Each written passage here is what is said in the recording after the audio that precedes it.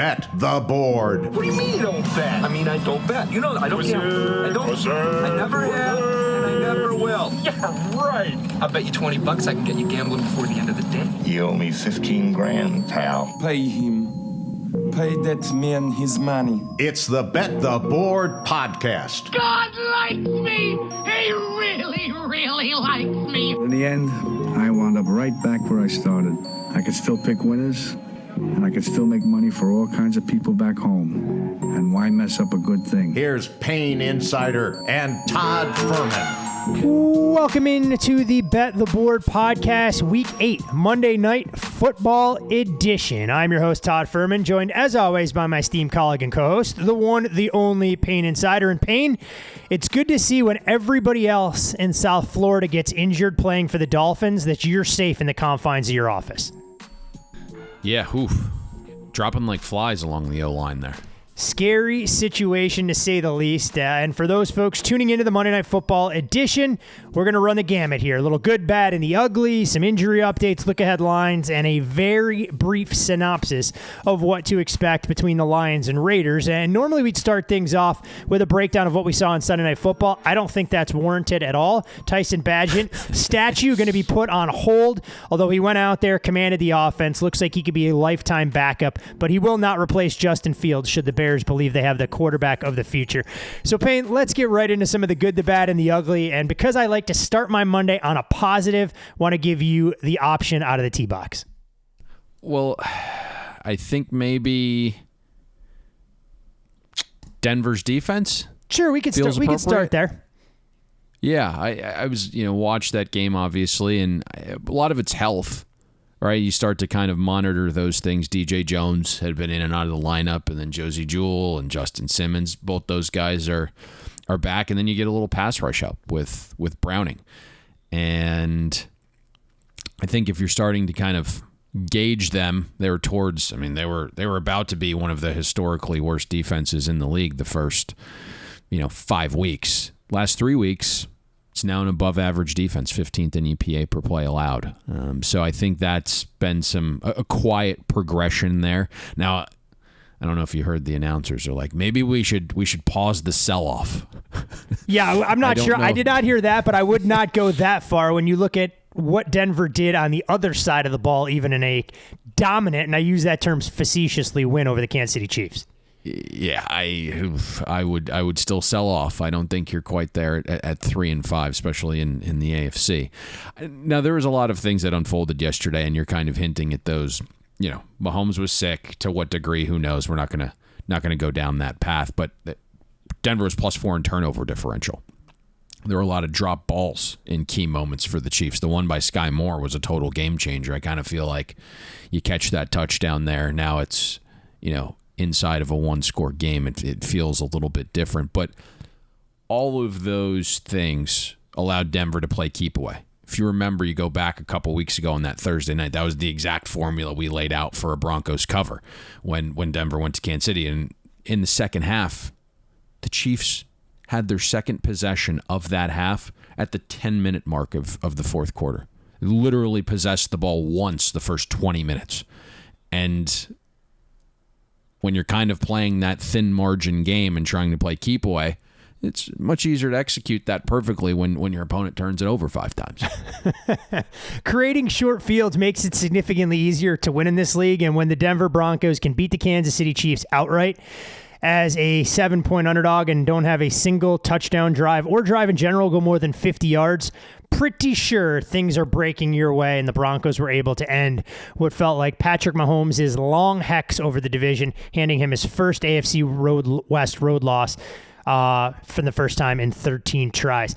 Payne, I know they've been bullies so far this season, but credit the Dallas Cowboys for how they looked offensively against the Rams. They get out to an early lead and never look back with a 33-9 lead at the half, averaging more than 6 yards per play. Dak throws for 300. CeeDee Lamb looks like a true number one, and they become the first team since the 2007 Steelers to win each of their first 3 home games by 20-plus points. Dare I say the Cowboys are either bum-rushing bad teams or they're starting to develop a little bit of a home field advantage we never thought was possible at Jerry's World. That's always interesting, right? Because I don't know off the top of my head what the ATS numbers were or are, But for a while, when they had built that stadium or revamped it and did all the cool shit to it, they were struggle bus against the spread at home. So there's been a little bit of a change there. Now they're coming out of the bye. I was under the impression there would be some offensive changes implemented. And, Dallas comes out and they see the ball go through the hoop, so to speak, right? The big penalty on the first drive extended it, and the Cowboys go on to score a touchdown and feel good about themselves. But at 10-3, Rams ball, the pick six happens. And then Dallas blocks a punt. So the Cowboys get 9 non-offensive points there. And it starts to snowball, right? Matthew Stafford leaves the game after the first possession of the second half with an injury to his throwing hand. But it was a good performance by the Cowboys off the bye. Hey, look. The team has a lot of talent. I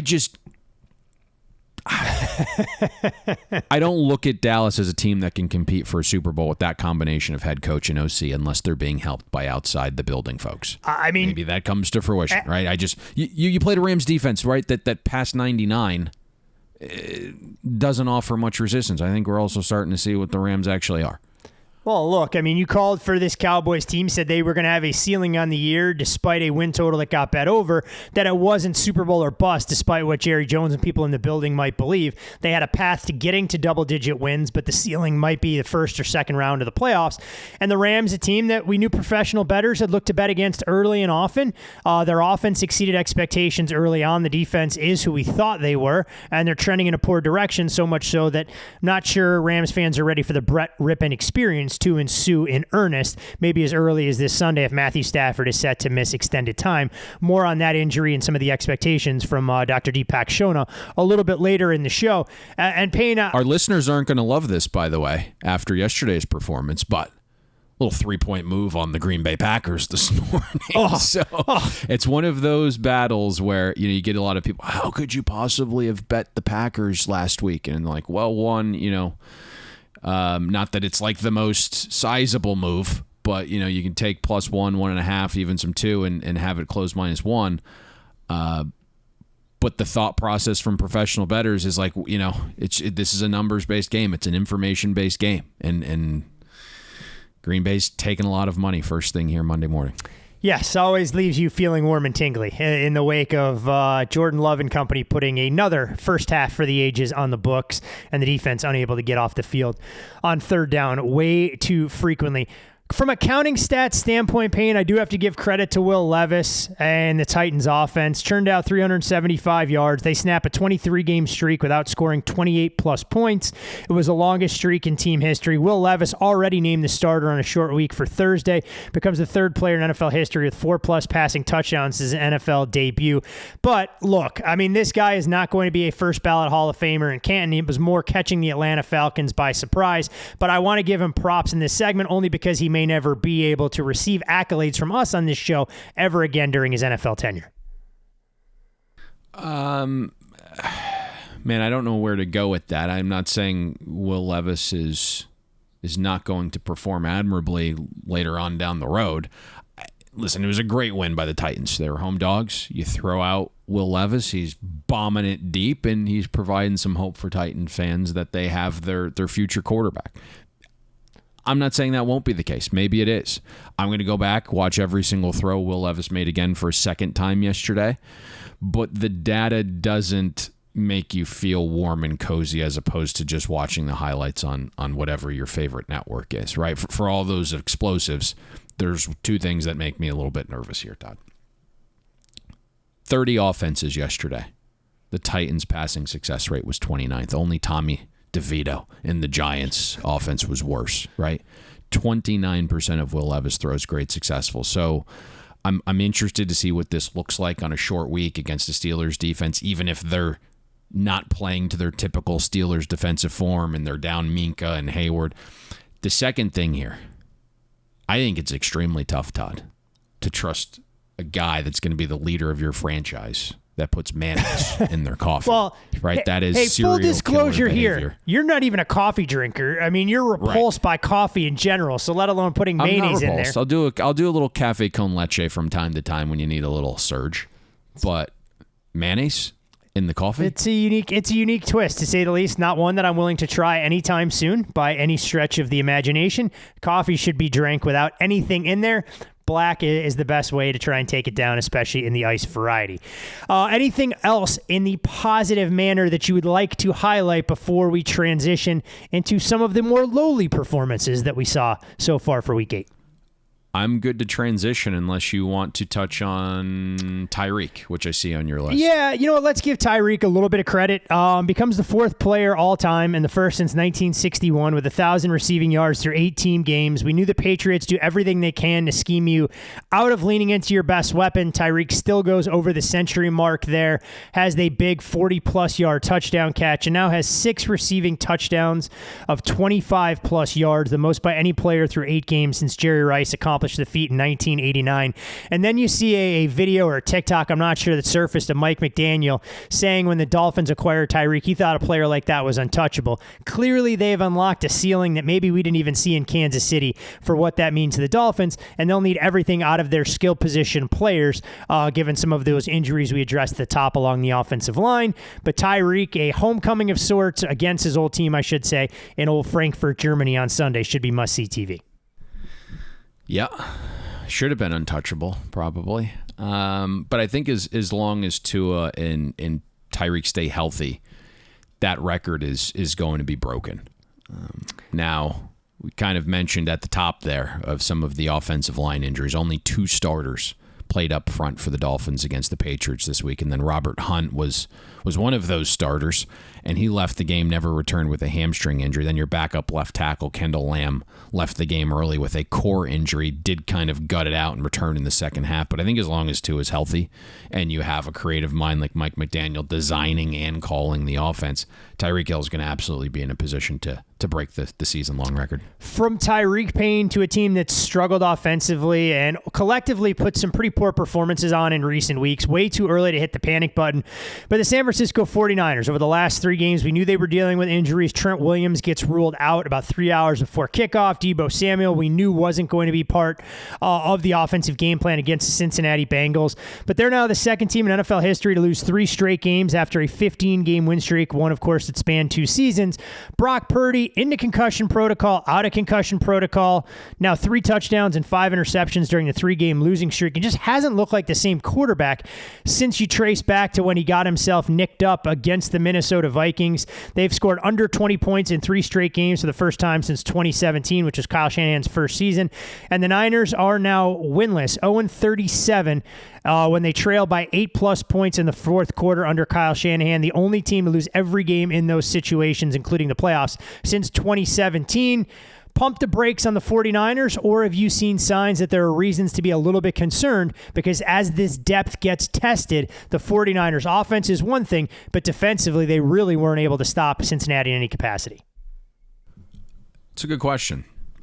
I think you probably want to pump the brakes a little bit, right? And I know you referenced some of the offensive woes the last 3 weeks. I'm not going to really fault you for going into Cleveland, right, across the country against that defense and a little bit of weather without some weapons, and you could have came away with a win there very easily.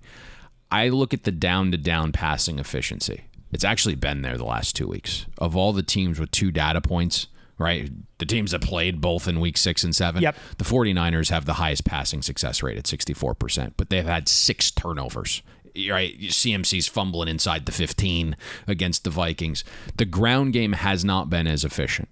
That's one thing that we've kind of noticed throughout the course, right? And a lot of it has to do with what's going on up front. And I know we're recapping football games on a Monday, but specifically to the 49ers, I don't think we're playing Monday morning quarterback. Like, this isn't a hot take. We said in our 49ers preseason preview, said it a couple times over the last few weeks, the 49ers have 0 depth on this roster anywhere aside from linebacker.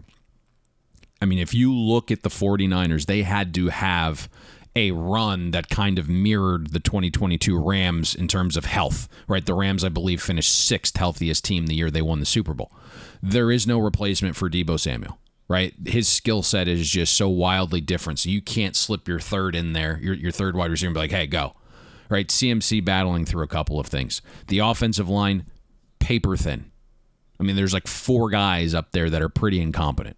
And you couldn't lose a single one of those guys. Now all of a sudden, the best guy in Trent Williams, a first ballot Hall of Famer, is gone. Defensively, we called for regression. Huge downgrade in defensive coordinator.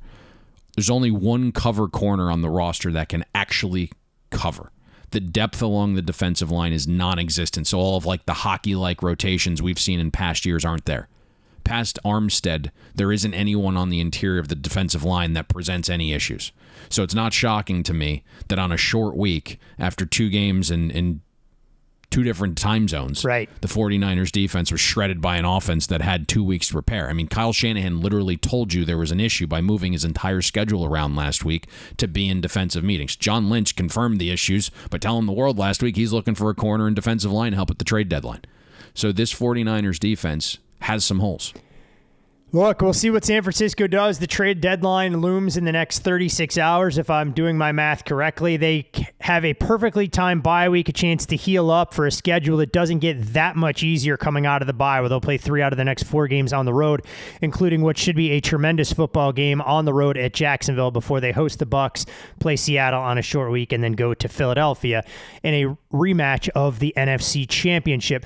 I feel like there's always a lot of low-hanging fruit sometimes in the bad pain. I have one team circled. I wasn't sure if you wanted to hit on them or if you wanted to go in a different direction. No, you lead the way. I think I know where you're going, though. I'm going to go right here. You can just take shots at the family. Oh, I will take shots at the family. In full disclosure here, I didn't have it in me, the Constitution, to tell my better half that I had bet against her beloved Steelers yesterday. And so she's yelling and screaming at the TV throughout the course of the game. I have to sit there with my poker face on, watching it as I always do in my office. And the Steelers now are officially the only team to be outgained in every contest so far this season. 272 yards per game is their fewest through 7 games since 1989. It's the 3rd worst total yardage differential of minus 776 by a team with a winning record through 7 games in the Super Bowl era. 2nd team in the Super Bowl era with a winning record through 7 games, despite having that outgain mantra hanging over their head. Highest 3-and-out percentage in the league, and they've now gone 55 straight games under 400 total yards, the longest such streak since the 49ers did it in 2006 to 2010.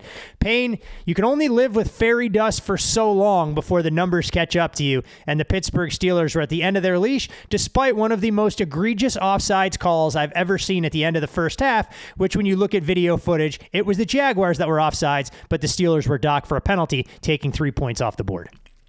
Yeah, we can get to the penalties thing here a little bit, but I don't see it. And I think, all of the Tomlinisms are certainly relevant about getting more out of guys, and there's things that the data just doesn't show, and I get it. But I mean, it's very difficult to win football games in this league with the way Pittsburgh's playing right now. I mean, on the season, net negative 5.2% in success rate through 8 weeks, right? If you exclude turnovers, Pittsburgh's offense is 31st in EPA per play. Its defense, 16th. So you have one of the league's worst offenses with, an average defense. And I know this year's a little bit different with scoring being down, but typically the phrase in the year 2023, right, it's all about offense. And still to this point, offense attributes to winning far more than defense. I also look at the schedule. It's not like the Steelers have played like one of the top 5 schedules in the league. It's, once you incorporate Jacksonville in it, it's going to be above league average. To me, that penalty might have been egregious, but the game wasn't nearly as close to the final score yesterday. No, not for a second. Johnson's bitching about refs, but my guy, you should have been down 20 out of the chute.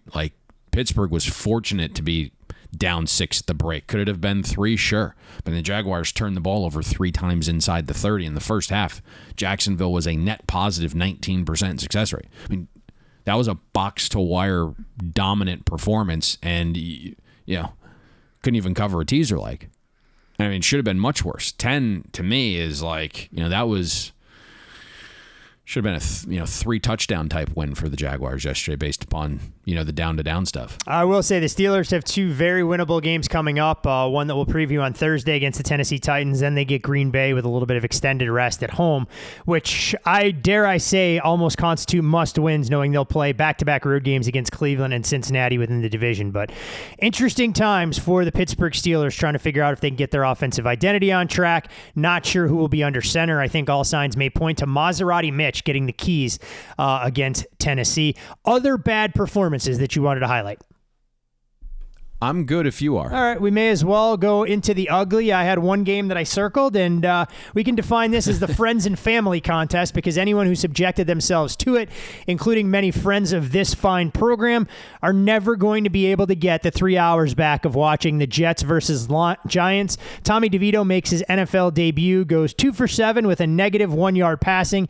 Payne, so much so that it even came up on one of my Big Ten group chats where people went, wait a second, is this the same Tommy DeVito from Illinois who couldn't complete a pass in the Big Ten West? He was none in the same, went out there, could not move the offense. Saquon Barkley, a massive workload. Should have been enough to get the Giants a 10-7 win, but it wasn't. The teams combined to go 4 of 34 on third down, 0 for 1 on fourth. 24 combined punts was the most in 25 years since the Chargers and Raiders had 27 in 1998.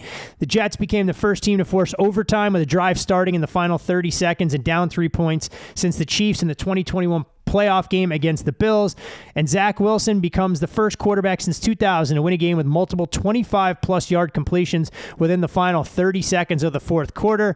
Things were bad for the Giants before. Unfortunately, the way that game unfolded, that may have been rock bottom, losing 13-10 to the Jets. It's the same Tommy DeVito that had to actually transfer to Illinois because he wasn't going to beat out Schrader at Syracuse. The same Garrett Schrader right now who can't complete a forward pass behind Syracuse's offensive line with some of the weapons the Orange have going for him. The Giants yesterday, 7% passing success rate. I mean, that's not good. It was not very good at all, right? And I understand, you're banged up at the quarterback position, and then Waller goes down with a hamstring, early in that game, and you're facing a Jets defense that had 2 weeks to prepare, that was much healthier in the cornerback room with Reed and Sauce back. But what that was offensively, I have no idea. Literally, you could have just went out there if you were the Giants and threw the ball into the ground every single snap and had a higher expected points average per play. It was that bad. I know you kind of went to bat for the idea of kicking. I did. In overtime. I did. I went full spin. Let's explain yourself. I went full spin zone. Hear this via text. I went full spin zone. Having watched that Giants offense in the second half, said that the only chance I thought the Giants had in that football game was to actually defer in overtime, kick, hope the defense could get a stop, and that maybe the Giants would pick up 15, 20 yards, could bang a 60-yard field goal, and have a chance to get a win. Because if the Jets were able to create a 3-and-out like they did, it put them in a very advantageous position with a quarterback in Zach Wilson, who was clearly feeling himself after the drive to force overtime, where the Jets only needed 3 points. They get to stop, they drive down the field and kick the field goal. I said it half tongue-in-cheek to you, more to try and get a rise. The more I thought about it, I'm convinced the Giants should have tried to lean on their defense and hope for a short field, because the way the offense moved the football in that second half, I'm not sure they were ever going to score a touchdown and send the Jets fans towards the exit in a de facto Giants home game. Yeah, you went past getting a rise out of me to the point where I just said, Todd, stop. I did get the Todd, stop. Might be the first time in the last couple of weeks I've gotten that text. So I think the biggest question for me was, why not just end the game? Well, I understand that was an option for the Giants in regulation as well. Yeah, how about we just fucking move forward here and get a yard and end the game and take some knees? I mean, you did just pay Saquon Barkley. I understand the O-line isn't great. And the last time you tried employing the tush push, you literally got 3 guys along your offensive line killed and your quarterback as well. But how about we go for it on 4th and 1? I don't understand the thought process there. I would rather end the game with Saquon Barkley. I mean, the guy squats a gazillion pounds. Why not put him under center and just have those thighs crank, right? I didn't get that. I thought terrible by Brian Daboll, and I haven't said that very often over the last couple of years. And that was a full workload for Barkley. What was one more carry adding to his ledger for the day when he hadn't seen that many carries at any point during his time as a member of the Giants, or even going back to his time at Happy Valley playing for Penn State? Any other ugly that warrants discussion on this fine program? I mean, I wasn't going to, but I think maybe the ugly would be the Colts defense. Oh, it's getting shredded the last couple weeks. Oh my God, what's going on there? I mean, you said before the season when we previewed the AFC South that may be one of the worst secondaries in the league, and if they weren't able to generate pressure up front, it was going to be a big problem. Lo and behold, prophetic Payne shares that nugget, and the Colts can't get off the field to save their lives. And I didn't think Derek Carr could put together passing numbers like he did, but Rashid Shaheed's still running through that Colts secondary deep into those Indianapolis suburbs. Yeah, it'd be nice if some of these prophetic things could actually result in a couple more W's, and we could have some positive variance here. That would be nice. That would be fantastic. We got 9 more weeks. But yes, plenty of time. I mean, we got till February. I mean, technically, it's a 22-week season. Plenty of time. Thanks for the reminder. I think the positive variance is going to come. I mean, it's just impossible. I think we've lost, I want to say 9 games this year where we were 80% or greater to win. So that's what's going on so far this year. It's been one of those jump off a cliff type seasons. So you're still kind of grinding it out to where you're flipping coins. Not as good forward facing here, unfortunately. College has been good. Brad picked us up last week again with a nice Troy winner there, thankfully. But to your point here, the Saints offense somehow, after watching what unfolded Thursday night, where it looked like Derek Carr was about to kill everybody on that sideline. My God, he was just yelling at everyone on Thursday night against Jacksonville. To come out here, 64% passing success rate, 0.41 EPA per play as an offense for the Saints. But that's something we kind of talked about. I think that front 7 for the Colts, a little bit overrated. Very good, potentially against the run. Now you're down a guy there with the whole PED thing. But you can't get pressure. And then Juju Brents, who was, potentially one of their best corners. He was starting, got injured last week, and he's not there. So all of a sudden the Saints offense came alive. I would maybe put a little bit of an asterisk there in your data when you go to insert that game into the fold. I'm not really sure the Saints offense has that kind of effort in them. Well, you better be careful. You better be careful because they don't exactly face a murderous defensive assignment this weekend either against the Chicago Bears. So they may have a chance to get right in a hurry and get healthy before they get smacked in the face in a couple weeks at US Bank Stadium against the Minnesota Vikings. You can follow Payne on social media at Payne Insider. I'm Todd Fuhrman. You can follow me there. Most importantly, follow the podcast at Bet the Board Pod, and Payne from the good, the bad, and the ugly into some look-ahead line adjustments. A lot of these injury-driven, but still worth discussion nonetheless. And we can start with the Thursday night game where the Steelers were a 4-point favorite on the look-ahead price tag. You see the Steelers lose 20-10 to Jacksonville. The Titans go out there and upset the Atlanta Falcons. Will Levis's debut announced the starting quarterback. And here we are below the key number, or at least we were when we started recording. That number has since corrected itself. A lot of the more prominent shops have gone from 2.5 up to 3. Yeah, I had 3.5 on the look ahead. Believe the number before the season was 4 here. But yeah, I mean, since we started recording, we've gone from 2.5 to 3. So some early Steelers money. It kind of goes back to what I said. Let's see what Will Levis is. Certainly, it was a explosive performance. It was a kind of turn back the clock performance from DeAndre Hopkins. We knew he was this physical receiver that still had that part in his game, right? The 8-yard comebacks, the 9-yard slants, but I mean, he was just frolicking deep down the field yesterday. Like, what is going on here? He did get away with assault on his 60-plus yard touchdown against A.J. Terrell. I watched that multiple times, wanted to make sure it wasn't just hand fighting. He basically took him, put him under his elbow with his helmet, spun him around, and I go, well, okay, apparently it's tough to get an offensive penalty in this day and age. Yeah, it was the down-to-down success that leaves you a little bit worried that type of performance can unfold again, especially on a short week against the Steelers defense. Now that defense is down Minka. That looked like a multi-week injury. And then Cam Hayward, is in the 21-day window.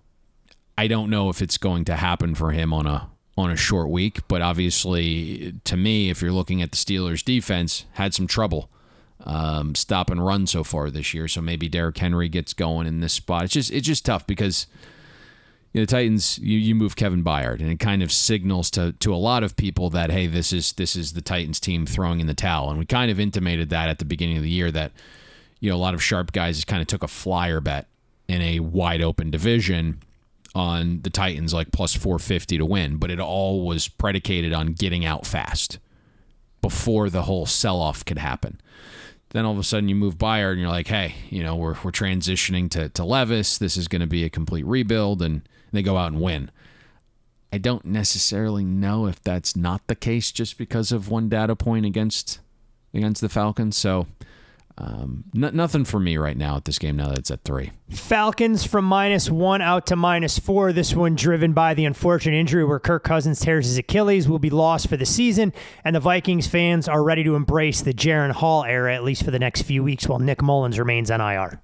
Yeah, that's exactly it. I mean, if it was Nick Mullins, I think you're going to see professional bettors run over men, women, and children to take 4.5 and make the Falcons win by margin in a game with a total of 37.5. Unfortunately, he is on IR until week 10, and it's going to be the Jaron Hall experience. And, it was a guy who downtrended at BYU towards the end of his career, didn't have a great final season despite having, the likes of Pukanuka, who's just set the league by storm.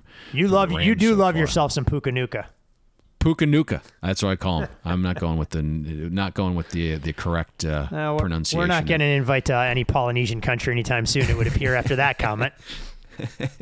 So with Atlanta, the question becomes, can you get yourself to want to back a team that has to win by margin?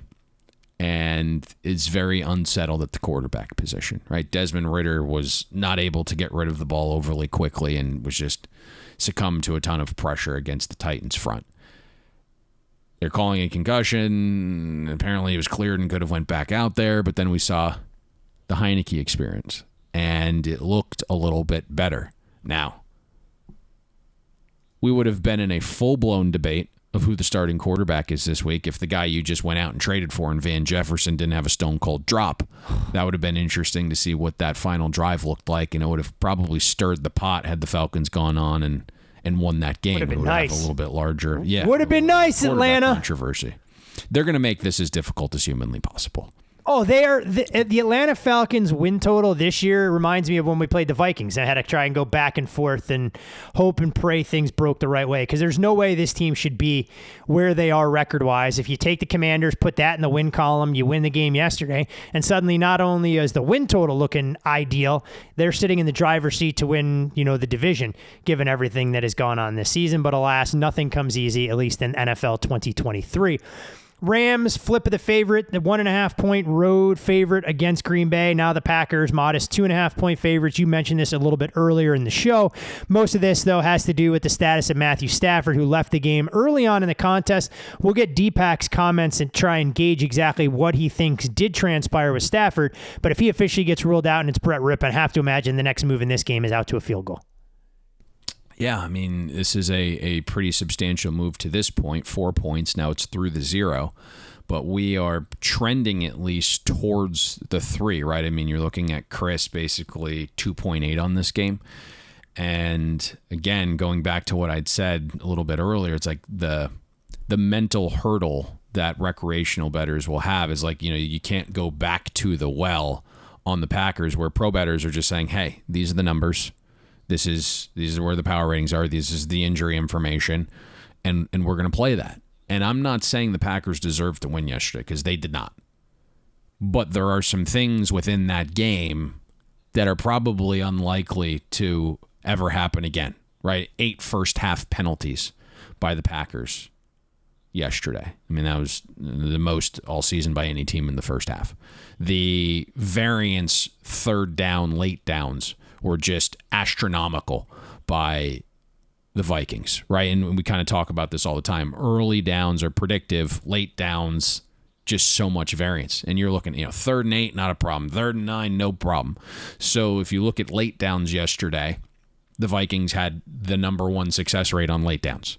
And then you sprinkle in the late game stuff where I believe it was Todd? 3 trips inside the 20 for the Packers, came away with 0 points on those 3 trips. 0.0 points.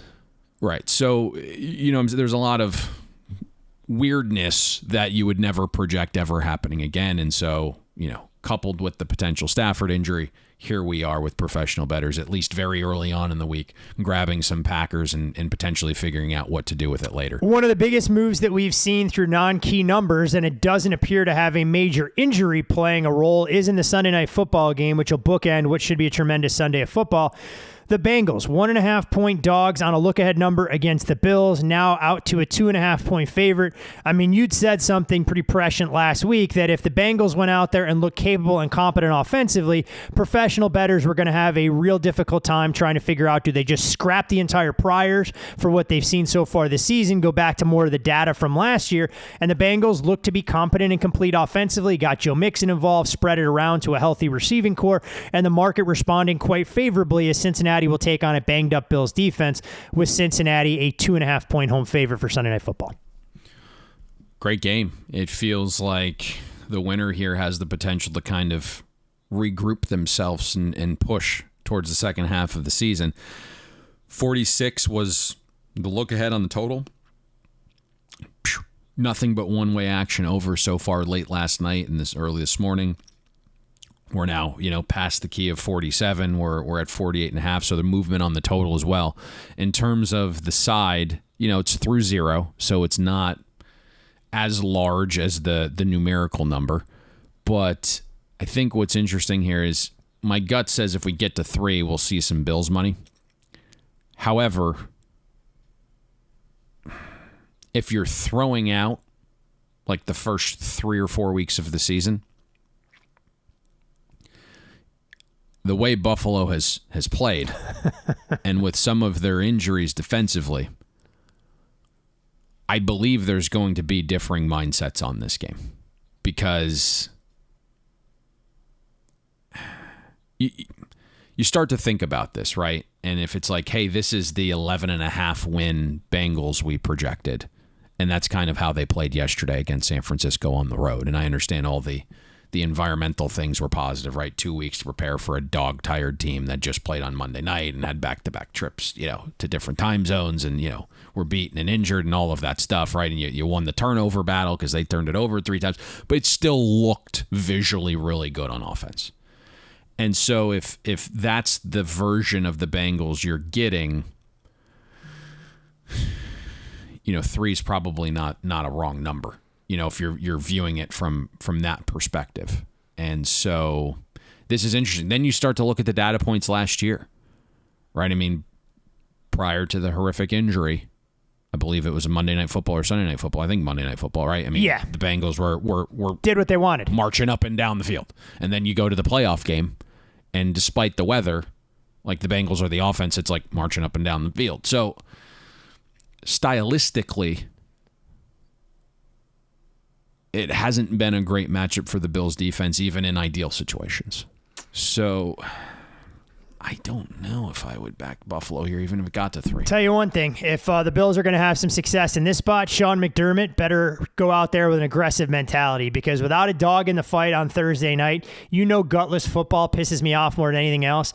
I would have laughed hysterically, much to the chagrin of Bills Mafia, who supports the podcast in earnest, and Billy as well. If Chris Godwin catches that ball in the end zone, Buffalo would have had nobody to blame for losing that football game, not just the cover than themselves. When you have the ball 4th and short, not once but twice, and elect to punt and pin rather than just trying to score that touchdown to go up 3 scores and put Tampa to bed in a game where they had no business being in from start to finish. My gut says we just sit here at 2.5. Like, if you go to 3, you're going to get some Bills money. You may have a book. Just hold 2.5. You may have a book or two probably the right that deals to recreational players that may dangle a 3 out there just to kind of gauge the appetite, because you've seen this number move. It did open as low as 1, even when the reopen yesterday, and you saw primarily one-way traffic, some minus $1.20s out there on the money line. Should be fascinating to see where this thing goes, though. That is for damn sure when you look at that game as we kind of make the move into trying to review some of the other nicks, bumps, and bruises that players have suffered. Payne and I can do a lot of things. Playing doctor ain't exactly one of them. So Dr. Deepak Shona does the heavy lifting for us. You can follow him on Twitter at SportMDAnalysis as he shares his perspective on the season-ending injury to Kirk Cousins, what we can expect from Matthew Stafford, and a long dissertation on some of the players that will or won't be available next week in the NFL. Are you injured or are you hurt? When injuries occur in the NFL, you need someone to call on. If you're hurt, you can still play. If you're injured, you can't. Let's check in with Dr. Deepak Chona, Stanford and Harvard trained orthopedic sports surgeon and founder of Sports Med Analytics, the industry leader in data-driven injury analysis. So are you hurt or are you injured? All right, let's do it. Starting with Matthew Stafford. Now, this looked like a series of medium severity hits to the thumb, and there were 3 of them in the game. The good news about that is that I didn't see any one drastic play that looked like this definitely tore his ligament. Now, if there's just a sprain, which is what I'm more or less leaning towards at this point, then it's possible for Stafford to potentially get back this coming week. And in our databases, he does profile as one of the most durable players, and especially quarterbacks.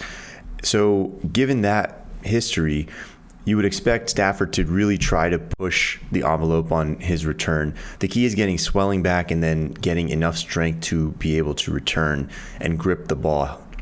Now, if the ligament is torn, and he'll probably get an MRI Monday to find out for sure one way or another, then you're probably looking at surgery and at least 6 weeks out. Next up is Drake London. It looked like he had a groin strain when he came down. He got sandwiched between 2 defenders on a big catch in the air. And the average on these is about 1 week. There is a range of severity. So we'll follow his practice reports most heavily, and that'll really tell us the most information from here. Amon-Ra St. Brown playing Monday night, he has this illness designation, and truthfully, most of these are usually played through. Ideally, you don't want to see it come this late in the week. So the timing of this, it makes it a little bit more dicey. With that being said, we would lean towards Amon-Ra St. Brown playing, but with a performance hit. Darren Waller, not a lot of optimism here. This is an age 30 player, extensive soft tissue history, including 2 prior season-ending hamstring strains. And now you're looking at another hamstring. And he came into the week with one of these as well. So Darren Waller, we're expecting a multi-week absence. Average on this situation would be 3 weeks. Really wouldn't be surprised if he ends up on the IR. Next is Kirk Cousins. Fearing that he tore his Achilles means he almost certainly tore his Achilles. The examination with just manually examining it is usually pretty obvious. Now with Kirk Cousins, the comeback for him, week 1 of next year is a very realistic target, but the comeback with him and Aaron Rodgers is inevitably going to get compared. But I think it's actually very different because Kirk Cousins tore his right Achilles, Rodgers tore his left, and they're both right-handed quarterbacks. So when you're throwing the ball forcefully, the force comes a lot from driving off of that back leg. So Cousins, I think you see him back next year, but probably losing some zip on the ball. Rodgers, that left leg is obviously it's involved, but it's a little bit more of a stance. It's not pushing off as much. So for Rodgers, I think you see him back potentially as early as this postseason. Kenny Pickett looked like he has a rib contusion. The average on these is 1 to 2 weeks. I suspect for Pickett, given that he's played through injuries where we expected him to sit before, that he's going to try to come back. It's really asking a lot given that they're playing on Thursday night. So my suspicion is he misses 1 game and then comes back the following week. Deontay Johnson and Travis Etienne both left briefly and returned. So not huge concern there, but Deontay Johnson has this hamstring tightness going into the week. So anytime you see him going to the medical tent, there's fingers crossed because he is at a very high re-injury risk for the rest of this season. Travis Etienne was averaging 4 yards per carry before he went out with a low ankle sprain, and then returned and averaged 2 yards per carry afterwards. Some suspicion that the ankle was involved there. He did have one very large run after the catch that sort of made the stats look okay in the session that he came back after. With that being said, most mild low ankles aren't going to cause multi-week sort of injuries or performance impacts rather. So Travis Etienne, we're expecting week 9 to be back at full strength. Then Tyrod Taylor went to the hospital, and being hospitalized for observation essentially means you think the patient's going to be okay, but you're doing that as a bit of a precaution. Most likely Tyrod Taylor has a rib fracture here, and they're monitoring him to make sure all his breathing and organs and everything are okay. My suspicion is he misses at least 1 week and then tries to come back week 10. Minkah Fitzpatrick looks like a at least moderate severity hamstring. Average on that is 2 to 3 weeks. The Steelers have been a little bit conservative with hamstrings recently with Freiermuth and Deontay Johnson, so I wouldn't be totally surprised if he ends up on the IR, but about 3 weeks is the typical here. Then Jalen Carter getting an MRI of his back. Now, that is obviously not ideal, but it's not a death sentence by any means. Jalen Carter, most young players with back injuries are not multi-week absences, so we'll follow his practice reports to know for week 9 status, but my suspicion is he's going to try to come back week 9 or 10, assuming there's no underlying structural abnormality with the back. Then Curtis Samuel, he came into the week with questionable designation for a foot injury, and then he had a toe injury sustained on top of that.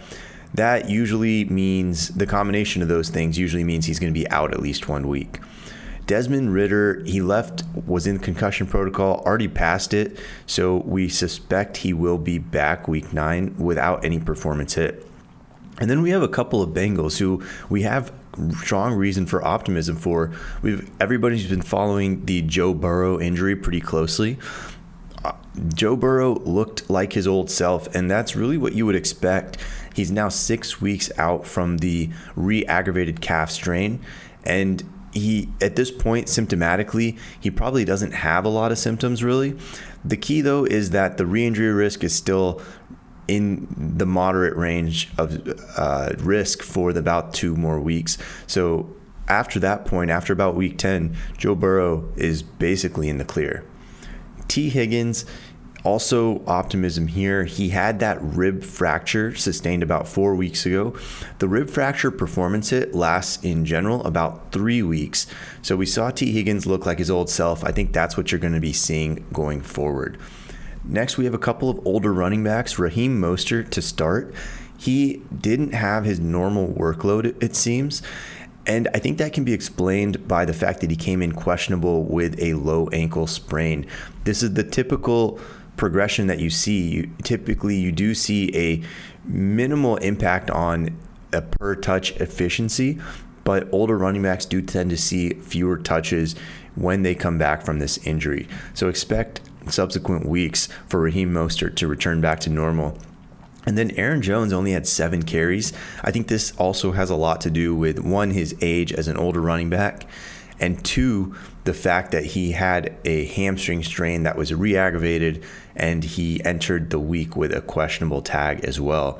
So Aaron Jones probably going to take a little bit slower of a route to his normal workload than Raheem Mostert, but I suspect in the next 2 to 3 weeks, you're looking at the normal Aaron Jones. Next, Devontae Smith. He looked like his old self, and that is probably what you should expect going forward. Devontae Smith had 2 pretty weak performances going into this week, but he was also intermittently listed with a hamstring strain. And that's important because hamstrings for wide receivers do tend to drop their per touch efficiency. So Devontae Smith is probably back to normal. This was his first week not at all being listed on the report at any point, and we are optimistic that that is the way it will maintain. Next is Treylon Burks. For fantasy owners, I think this is a reasonable buy low target. and especially if Will Levis is going to be looking good. Treylon Burks had 0 catches. This was his first game back from a knee sprain, and if you remember back to training camp, he had a pretty severe looking knee sprain. They called it an LCL. And while Vrabel came out and said, this is not the same injury, this is not a re-aggravation of the old injury, it's on the same knee, and that raises some red flags, because having 2 injuries on the same knee means you come back with, the data says, a high re-injury risk as well as a moderate to severe performance impact, and that's really what we saw here. So Treylon Burks, that performance impact usually lasts about 3 games. So as long as he's able to avoid re-injury during that time, we have optimism for him going forward. Next, Jalen Ramsey. Really glad to see him back on the field. He looked very good. Obviously had a pick in as part of his return. Jalen Ramsey should be ramping up pretty quickly. He's a 90 plus percentile athlete, and therefore the data is very favorable for him to make a full return to his pre-injury level, and especially to accelerate that return. So Jalen Ramsey, probably in the next 4 weeks, is usually what the ramp up period is consistently looking like a star. Von Miller is inching his way back from his ACL. Now you have to remember with Von Miller, although he's also an elite athlete, he's over age 30, and it's a really tough position to return to as a pass rusher because you're reacting all the time. So with Von Miller, we expect this comeback to be slow, probably 4-game ramp up, and then looking at his performance increasing towards the end of the year at around week 12 to 14 range is where we have him hitting his 90% performance level. So Von Miller, we do think he will get back, but it will be slow. Cam Hayward sounds like he's almost ready to return. We'd expect it week 10 to 11 based on the way things have progressed so far. And similarly with Andrew Thomas, he did practice this week. He had the re-aggravated hamstring strain that has kept him out quite a while. Now, Andrew Thomas, we're expecting for week 9 or 10, depending on how aggressive they want to be. My suspicion is week 9 based on the comments so far. Then a couple of weird timelines. Deshaun Watson, nobody's got a weirder situation than this. The fact that they got an MRI just last week suggests that this is not improving as they expected. And this was actually his second MRI, if you remember. So there's nothing structurally torn in there, but he's still having symptoms. So with that in mind, we would suspect that Deshaun Watson misses 1 more week, probably comes back the following. Again, there's nothing structurally torn in there, but he's having symptoms of a strain. So it's hard to imagine him returning immediately. Also, if you watch game footage from the few throws he did have in week 7, it looks like he's pushing the ball rather than following through. And that's where your subscap muscle, your rotator cuff, which is strained in him, would be involved. So Deshaun Watson, probably week 10 is my thought. Then Kyler Murray, also my thought is leaning towards week 10 here. Part of this is the Cardinals not wanting to push him back too early, but it does sound like he's pretty healthy at this point. And so I'm not overly concerned about this. I think they're just slow playing the return because why rush it? But with the Cardinals being bad. So with Kyler Murray, we suspect week 10. Most quarterbacks don't see a hit to their passing performance, but with their rushing performance, that drops pretty significantly the first year back. Week 1 of next year, for you dynasty owners out there, this should be back to normal, but this year projects to be not so hot for Kyler Murray. Next is Justin Fields. We do suspect he's going to try to make it back week 9. Part of that is related to Justin Fields' whole contract and real career situation, being that if he doesn't play well this year, then he's kind of out of at least the Bears starting gig. But usually with these thumb injuries, it takes about 2 or 3 weeks for the swelling to go down and for that grip strength to return once the swelling does go down. So Justin Fields sounds like he's headed on that trajectory. So we do think week 9 is a very realistic target. David Montgomery, very likely coming back right after the bye. The average on these is about 2 to 3 weeks. He'll have had a little over 3 at this point when he comes back, since they're on a week 9 bye, and we expect a return week 10. Then Daniel Jones. Now, we're leaning towards a week 10 return here. So it sounds like he had a herniated disc, which means the disc slips out of place in the neck and it starts compressing one of the nerves. It's on his non-throwing side. So basically, as soon as he can get enough strength back, then he can be returned to full contact. And he hasn't yet cleared that hurdle, but it sounds like he's very close. So my suspicion is with Daniel Jones, they give him one more week and then week 10, although week 9 is not out of the question here, especially with Tyrod Taylor being injured. Then we have Deebo Samuel and Trent Williams, both of whom are very likely returning post 49ers bye, so week 10. Deebo Samuel had that hairline fracture in his shoulder. Fracture pain improves a lot between weeks 3 and 4 of the injury. So we do expect Deebo Samuel on the field week 10 without any performance hit. Trent Williams had the high ankle, and the average on these is about 3 weeks. Trent Williams projects as a highly durable player, so you would expect him to be in that 2 to 3 week range. But because they're on bye, we do expect him back next week, the week after, so week 10. Then Ryan Tannehill, and he is very likely sitting this week again. These high ankle sprains, and especially since he's had surgery on a high ankle sprain before, they average about 3 weeks.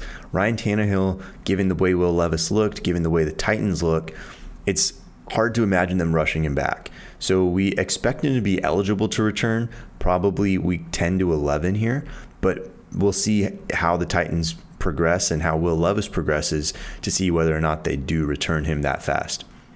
Next is Justin Jefferson. Now, obviously with the Cousins injury, this team situation becomes a little more dicey, but Justin Jefferson, by data, most wide receivers, especially young wide receivers, would be ready to return and would be near 100% after an IR stint for a hamstring strain.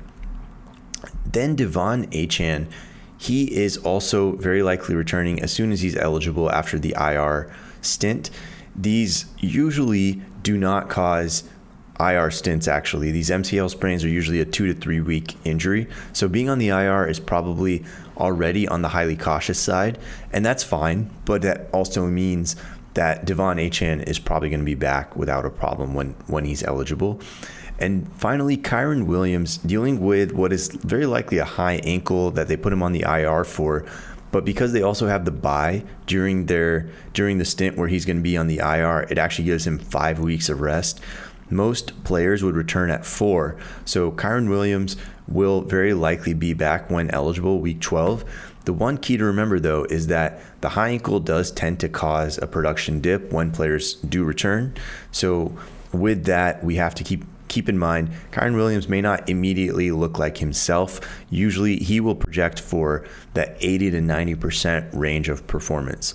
And that is all we have for now. So we'll throw it back over. I'm just glad, Payne, that you and I weren't on that injury list for DPAC, given everything that's gone on. I mean, that may be a bet the board record for longest injury recap since we've introduced them into our bet the board family.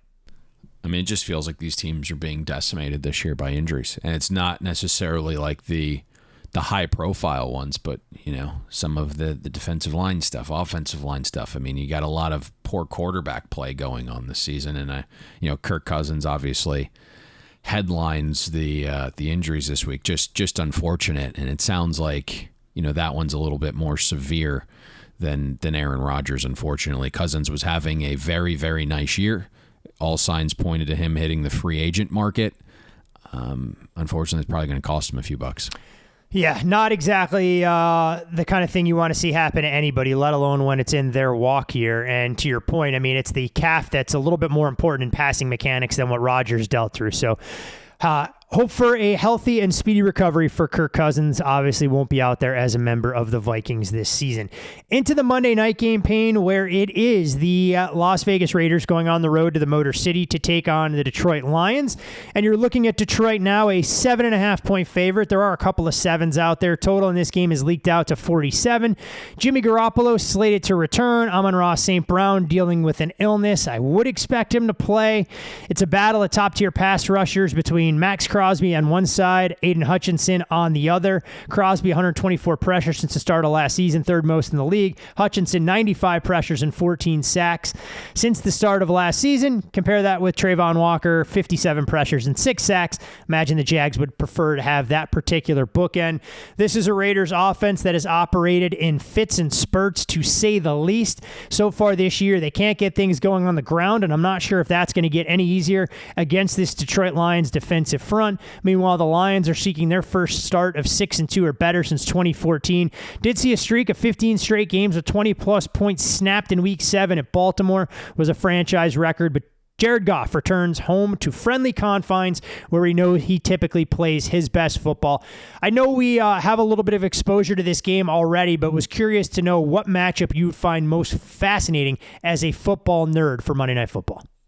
Yeah, this will close out the teaser. First leg got there with the Chargers on Sunday night, so hopefully we can get this one home.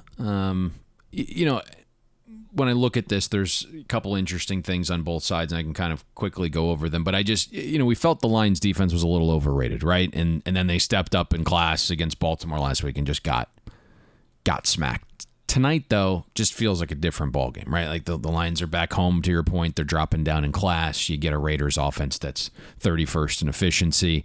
Jimmy G was upgraded as we expected, and it just feels like it's going to be on him, right, in his first game back. Like the Raiders are going to have to be able to get their throw game going because the run game is non-existent. And you look at the Raiders O-line, they're just not getting a lot of push this year, averaging about 1 yard per rush before first contact. They're bottom 10 in run block win rate. Josh Jacobs, I don't know what's going on there, but he's 30th out of 36 qualifying running backs in success rate. And then you look at the Lions front. They've been outstanding. They're 5th in rushing yards allowed before first contact. Been very good against the run. Where the line's been vulnerable, right? It's through the air. And in theory, the Raiders have some nice pieces. You got Devontae Adams. You spent in free agency on Jacoby Myers, who's familiar with this offense. And then you went out and you used the 35th pick on Michael Mayer. And somehow you're looking at a Raiders offense that's bottom 5 in passing efficiency.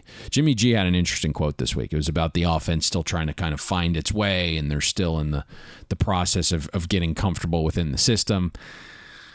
I don't know if you're going to find that comfort or that rhythm when you've been, sitting out. And now all of a sudden you're kind of being propelled into this hostile environment. So it'll be interesting. I would assume this is going to be a quick throw game for Jimmy G. Now, I know the Raiders try to get the ground game going, but I don't think there's going to be a ton of success there, right? And so it just feels like a lot of short, quick passes.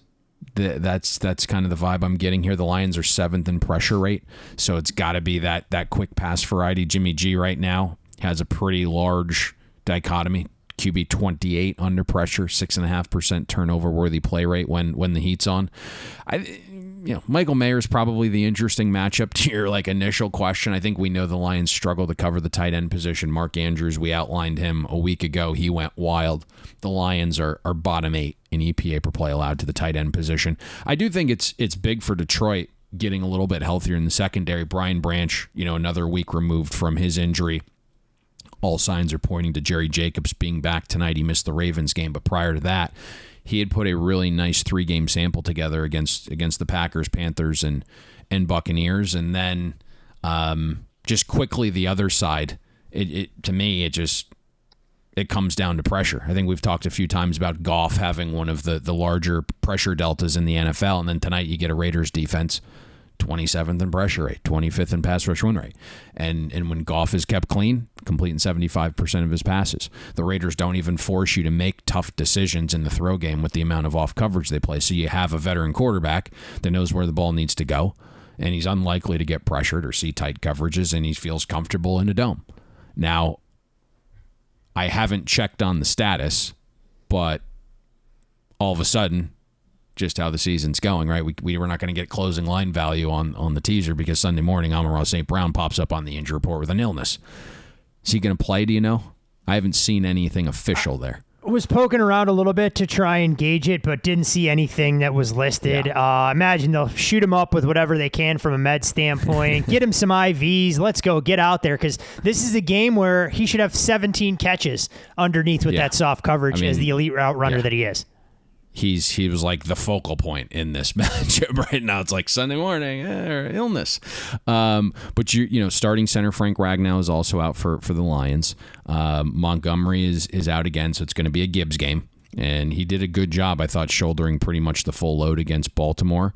If you look defensively, the Raiders are 28th in defensive rush efficiency. You get that offensive line should be able to lean on the Raiders a little bit, but also in that throw game. I mean, Jahmyr Gibbs, one of his best attributes is catching balls out of the backfield, and you have a defense that plays a little bit of a soft coverage. They have an injury of their own in Diablo at linebacker. So, I mean, there's certainly some paths here for the Raiders to have a nice balanced offensive attack in a good spot and environment for them. And to me, when I look at the other side of the ball, it's very much Jimmy G kind of tightroping here. Like, he's going to have to be uber efficient with the quick throw game. And that's really the lone path there for the Raiders offense. Always interesting, never lacks excitement when it comes to making sure key cogs are out there in your handicap when you try and move early on a game. We'll see if Amon-Ra St. Brown can give it a go and hope that he looks like his normal dominant self operating underneath. You mentioned, or I should say, we talked about the Vikings-Falcons game earlier in the program. More Falcons money started to enter the market. Got to 5.5. Snap back a little bit. Curious to watch that thing. As it continues to trend, I'm not sure that will make one of the big game breakdowns on Thursday, but a fascinating matchup nonetheless. It won't. But I don't know if we said this on air, if we talked before air, but like fully expected early Falcon money. Come game day, right? If that's at like 6 or 6.5, would fully expect some money back the other way in the Vikings. But it's tough, right? You're going in there and Jaron Hall on the road. That's it'll be interesting to see how that unfolds. But I do think the early Atlanta money was obviously going to come in. It'll just be a matter of how strong it is and if there is a little bit of a differing viewpoint as we get to some potentially key numbers later in the week when limits rise. Get that momentum going one way, figure out what to do with it later in the game. All right, my friend. Anything else you want to share with our loyal listenership before we shut things down on a Monday and get back in the lab? No, I think we're good to go. Chat with everyone Wednesday in college and then back again the following day on Thursday with the NFL. Sounds like a game plan. You can follow Payne on social media at Payne Insider. I'm Todd Fuhrman. You can follow me there. Most importantly, follow the podcast at Bet the Board Pod. And go Lions. Let's get this teaser home. Close the weekend with a flourish and start to build for the upcoming week going forward. Hopefully with a Lions second half of our teaser ticket in hand, we'll see you at the window. We hope you enjoyed listening to this episode of Bet the Board. Make sure you follow Todd and Payne on X. Todd is at Todd Fuhrman. That's TODDFUHRMAN. And Payne is at Payne Insider. That's PAYNEINSIDER. Don't forget, our weekly newsletter comes with an additional best bet. Have that delivered to your inbox by clicking the link atop the podcast show notes. And most importantly, subscribe and download Bet the Board. We're on Apple, Spotify, Amazon Wondery, YouTube, Google Podcasts, and all your other major platforms.